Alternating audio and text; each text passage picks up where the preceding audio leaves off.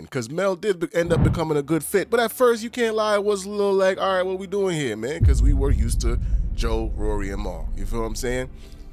And when they even switched over to just Ice and Ish, and I think Mel came a little bit later. But yeah, it's just gonna take some getting used to it. You know, fans are fickle, bro. So this is what's gonna come with it. Like we always complain about some shit, but business is business, bro.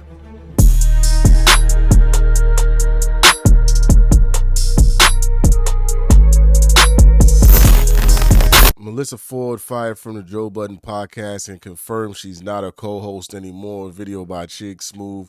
I thought that we kind of knew that, no? Because they have that girl covering for her. I'm really not familiar with the other girl, but let's get into this video, man. Let's get right into this shit. YouTube, Chigs.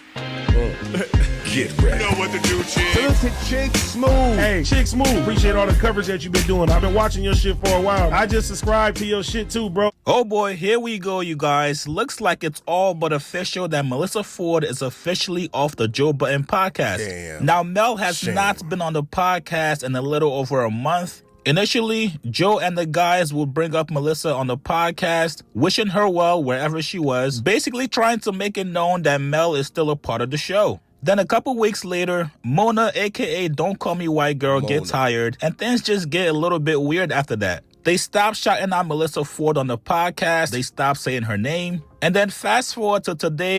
Where is this Mona girl from? I'm not too familiar with her, man. I mean, I guess she's really popular. Well, clearly, but I'm just not familiar with her. It's more than obvious. Melissa was officially removed today from the Joe Budden Patreon intro, which a lot of fans hit my DMs on Instagram saying, Chigs, another one bites the dust, Chigs, she's really up out of here. Now, I did check the intro, and yes, she was actually removed. And then a couple hours later this morning, Melissa Ford updated her bio on Instagram before it said she was a co-host. Legend from the Six, host of the Hot and Bothered podcast. How's that doing? Damn, you would think Melissa Ford had way more followers than that, right? The extensive career she's had. She's been a popular music video vixen since like the early 2000s. You would think that she would have over 1 million followers at the very least, man. But co-host of the Joe Budden. Okay, now it's gone. Yeah, that's tough. On the Joe Budden podcast, that has now been removed. Now, all you Melissa Ford fans, don't worry, Mel Hive. She's not going anywhere with her podcast, Hot and Bothered. And this is not a promo, but if you guys still want to see more of Mel, Melissa Ford is going to be at CultureCon in New York. So maybe if you guys pull up there, she might address what's going on with her and the Joe Budden podcast. Now, everybody has been waiting for Joe Budden to address this. This charade has been going on for more than a month. Fans feel like Joe, at the very least, owes them an explanation as to why Mel is gone. Was it... Man, Joe don't owe no explanation, man. I mean, Melissa Ford, if she wants to go on her own accord, or she has her own platform to explain, and hopefully they do it in a civil, amicable way, if I'm saying that correctly. Because they did have a good thing going, you know. It didn't seem to be like messy like Rory and Mal.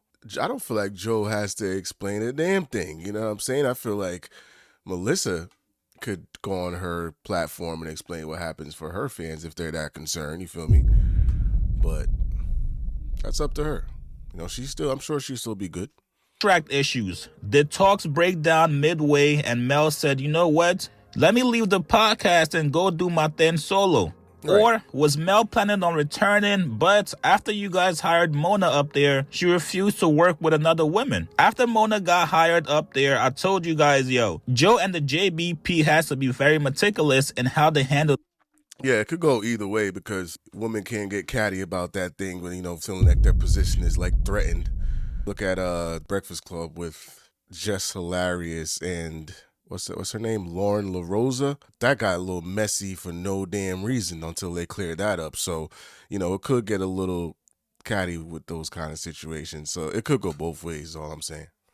situation. But after taking her off the intro, it's more than obvious to the fans that she's not coming back on the podcast. And I think the issue has to be addressed. Something has to be said so the fans can move on. There's a lot of parasocial JBP fans that would not let this go unless it gets addressed. They've already invaded her comments on Instagram. People are asking, yo, you coming back to the pod?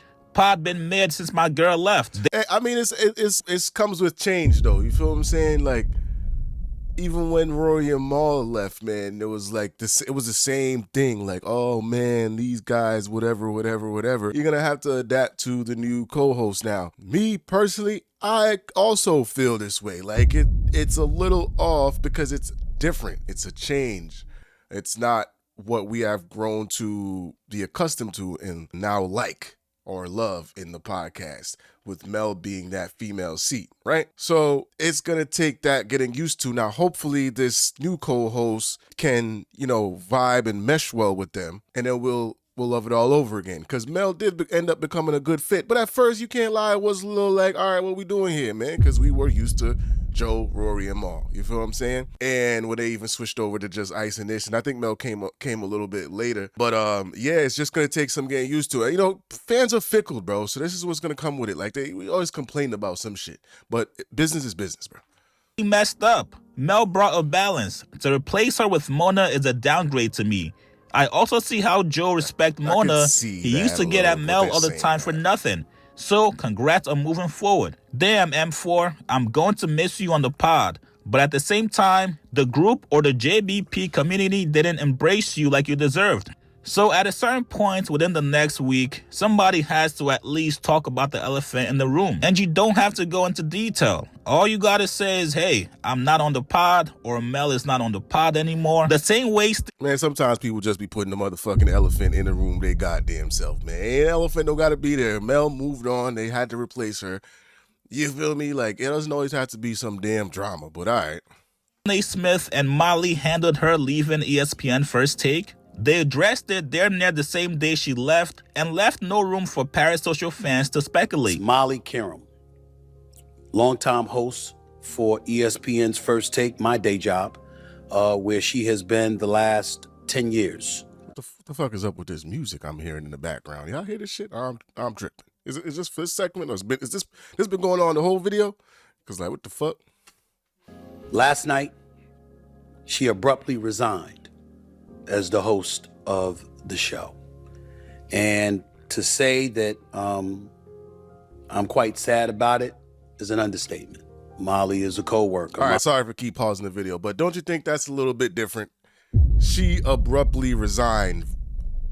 I think that's a clear-cut thing of what happened. And I get it. Versus, we don't know what the fuck is going on with Melissa Ford. She just, fell off the show. I'm sure she's going to address it on her platform or that New York event. Niggas need to just chill, all right?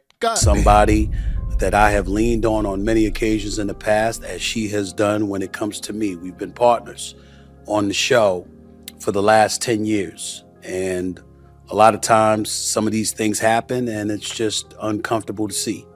The details, quite frankly, are none of y'all business.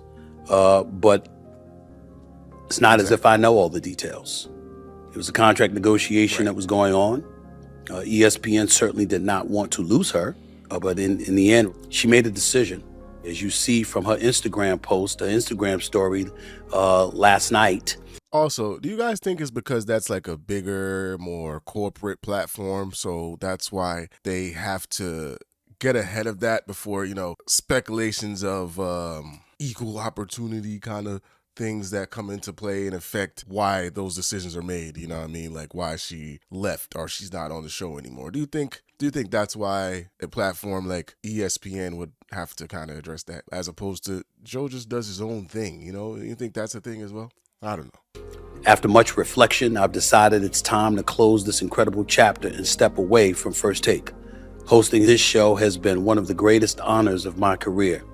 Every morning I had the privilege of sharing the desk with some of the most brilliant, passionate, and entertaining voices in sports, and with all of you, the best fans in the world.